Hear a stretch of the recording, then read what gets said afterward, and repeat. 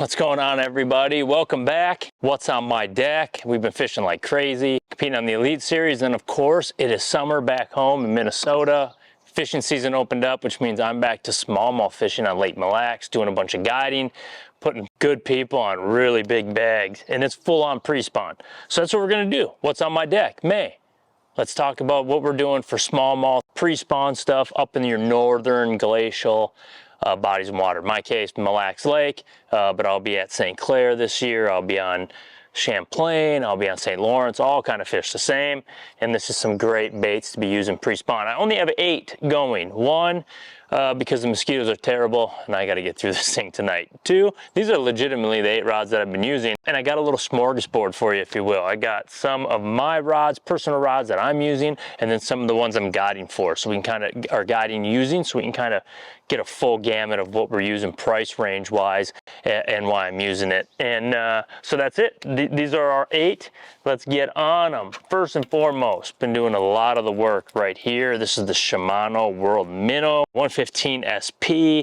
I got owner hooks on here. I wrapped a little bit of leather on that front hook. Want a little bit more of a down facing digging, try to get this thing just a little bit deeper. The World Minnow is a fantastic jerk bait, and largely because of this flash boost right here. Super clear water on Mille right now. Ice just broke.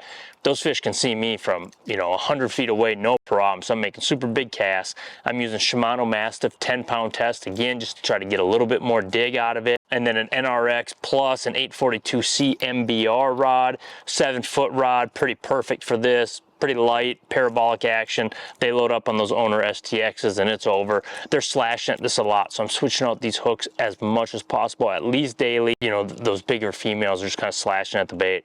And then the reel, I'm using the Shimano Antares. I love the Antares largely for its click drag that it has in it. Casts a mile.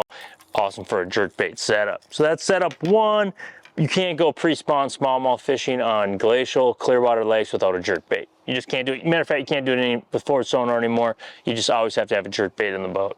Up next, we are doing a ton of power fishing. Generally, I'd have a whole bunch of spinning rods on my deck. I do have some, but still, water temp's cold. We're talking, it was a late ice out, late spring. We're talking high 40s, low 50s, chasing around that warmer water, sometimes looking for that cooler water to stay on the pre-spawn bite once the water temp starts pushing 60 and those bass start to get in that spawn zone. Throwing a 3/4 ounce Outkast tackle, elite football jig. I got a BioSpawn bait on the back of this thing. It's just awesome. Moves a lot of water, disperses it. Don't get a ton of bites, but I get the right ones on it. So I keep them honest. I'm throwing it around. When those fish commit to the reef, they get in that, 10 to 15 foot range. I can throw the football jig on them, catch a real big fat pre-spawner when they move up. I'm using straight 16-pound Shimano Mastiff Flourocarbon, Loomis IMX Pro 874 CRR rod. We've talked about it. Awesome Carolina rig rod, as good or better football jig rod. So using that a lot, and I got the Shimano Curado on here. Pickup line, make super long casts. My clients are jacking them up, catching big ones. On the football jig, if you're not throwing a football jig, you could throw maybe a hard head, something like that, a hard head with your favorite bait on it, or maybe a big shaky head or something like that with a cross style bait for Mille.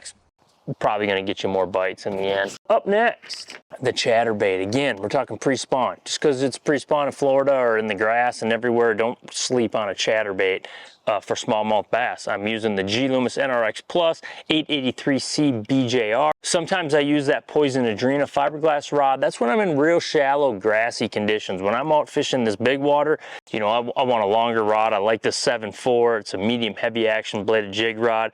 Throwing a Shimano Metanium on here, 7-speed, straight 16-pound Shimano Mastiff Flourocarbon, and a Jackhammer Chatterbait. I switch out my trailers. In this case, it's the Z-Man Razor.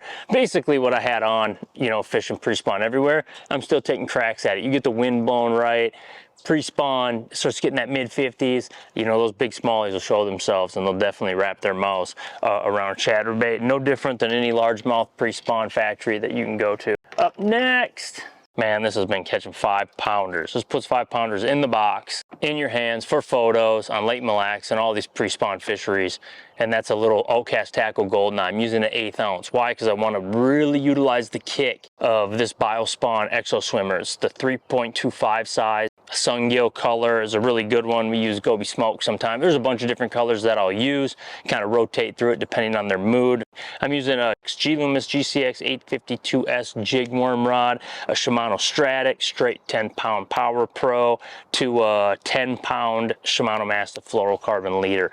Throwing this around, expecting to get big bites, dragging it, swimming it, freestyling, doing both, whatever I got to do. If they're in a little bit better mood, I'm swimming it.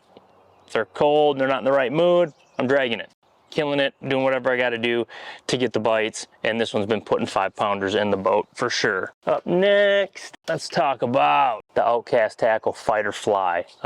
I'm a junkie for the Marabou. Absolutely love it for smallmouth fishing in the pre-spawn around the mayfly hatch. Lots of times to do it, and I'm throwing the absolute creme de creme best rod you can do for throwing the fluff, and that's the Loomis NRX Plus 901 SJR rod. 7.6 medium light action, casts a mile, keeps them pegged. It's about a 99.5% success rate that you're going to land that bass if they bite the Outkast Tackle Fighter Fly.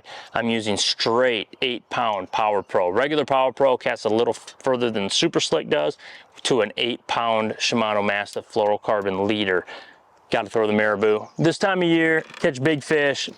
At least it's one of my favorites. It's a confidence bait for me, really. Another confidence bait when I'm out fishing for these smallmouth bass, the Sakoshi bug, the 10,000 fish Sakoshi bug with an Outkast Tackle Perfect net head. This is a 3/16 size to a 1/0 hook. Using a Loomis 852S jig worm rod. You can see that. That's, I think, the best tubing Ned rigging rod in the line until you get to the NRX Plus line. I'd also, the 852 is there, great. Works good. I like the 872. I just like a little bit more length personally for myself, but the 852 seems to do a great job, pegs them, gets them in the boat. My clients absolutely love it. At the end of the day, the Sakoshi bug will probably catch the most 5-pounders that we weigh in, 5- and 6-pounders over the last couple of years, from spring till winter when it all freezes up. And I'm throwing a Shimano Vanford on here. This one's a 3000 straight 10-pound PowerPro SSV2 to a 10-pound Shimano Mastiff Flourocarbon leader.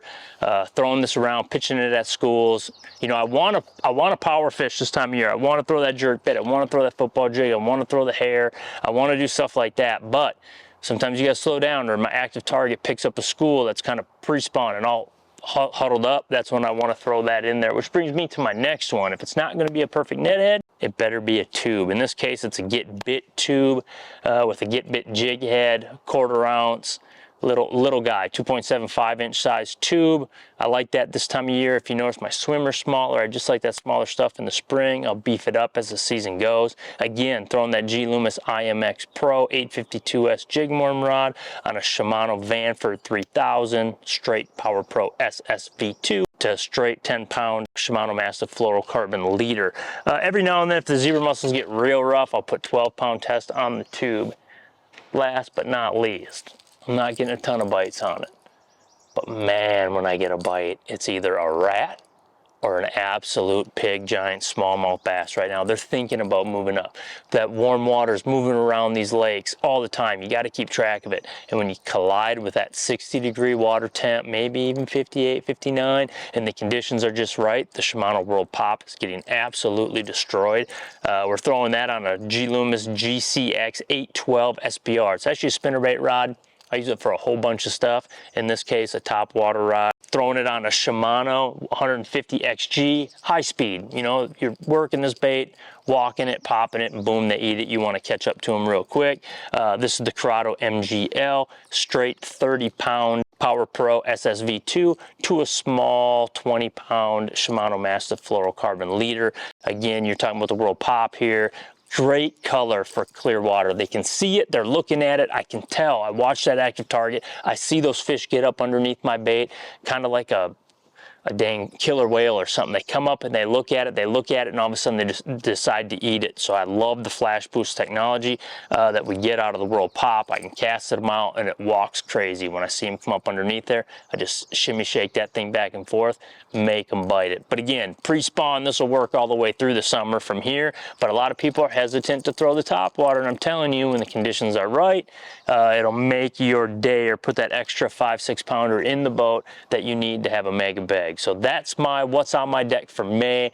June, we're gonna switch it up, do some largemouth and some smallmouth stuff. We'll do all high-end stuff. We'll do what I'm running, what my setup is, because I get to go down to the Sabine, try to survive the Sabine, and then I got 3 tournaments all on big smallmouth water, and then be guiding out here on Lake Mille. So you'll know where my head's at. It'll be all about the northern swing, and we'll break down what I got in my boat to do it. Subscribe to my channel, Josh Douglas Fishing. We'll keep these coming. This was May, what's on my deck. Thanks for watching.